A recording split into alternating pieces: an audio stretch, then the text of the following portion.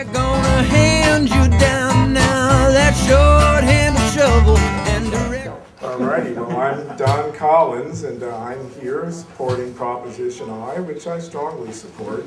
Obviously, for those of you who know Proposition I, if you're yes on that, you'd probably know on H, and vice versa.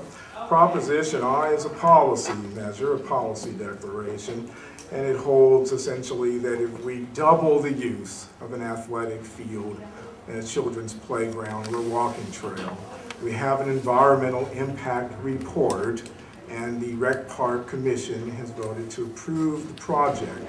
Then we're going to move the project forward.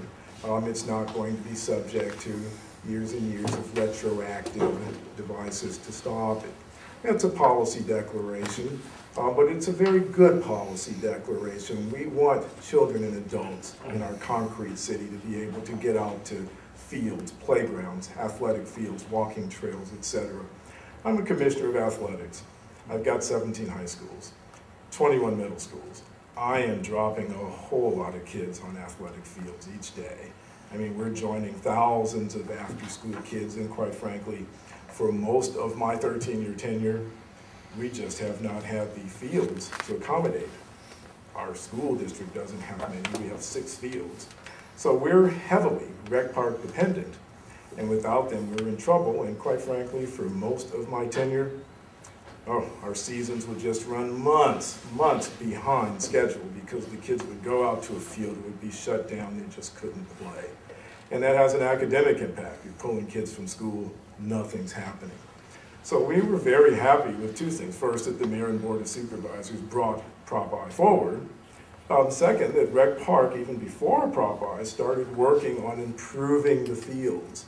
And improving the fields, just in general, has a tremendous benefit for us. Some of you have seen the Crocker Fields, and some of you have seen the field right up the street at Kimball.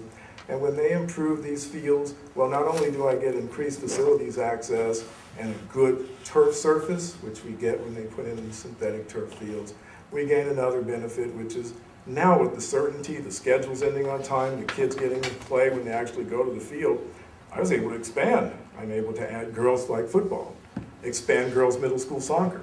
Suddenly I'm hitting the underserved simply because I'm gaining facilities access. So the benefits are tremendous. I can tell you, talking to Viking soccer, they've got the same problems I've got. They can tell you, Beach Chalet, which is kind of the hub for this, Prop 8 says nothing will go west of Crossover Drive that's synthetic turf. There's only one thing there that could be, Beach Chalet. Polo fields are there, but they've got to be grass because you have to run a horse on them. And of course, our Proposition I, while it's centered there, it covers everything. It's more of a policy, but that's not the issue. The issue is kids. Viking soccer will be able to add 1,000 kids. I'm going to be able to service my kids who are in Richmond, over it.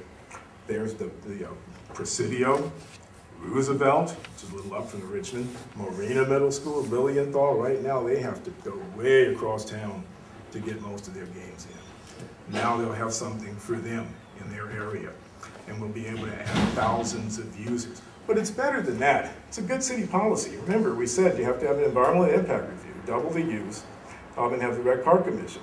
So you're getting vetted environmentally. You're getting vetted by a governmental entity. Now, I think people who oppose it would tell you these fields aren't good. You know what? They should say that. And they should say that because it's a newer product relative to grass, of course, and they might have some reservations. Now, people who've seen it, the environmentalists with the impact reports, they all say it's good. You've seen it in other places, it works well. But if it's a new product, and I was someone who held the parks near and dear, you can't fault them. They're good guys, and they want a pure park. What I would tell you is, Golden Gate Park, when the city mothers and fathers built it, they put a soccer field there. They put a golf course there. And I don't think the city fathers and mothers said, let's build a golf course, but let's build a bad one. Let's build a soccer field, let's build a bad one. I think they simply didn't anticipate the explosion of recreational opportunities. I mean, we recreate in this society now in a way that they did not 100 years ago.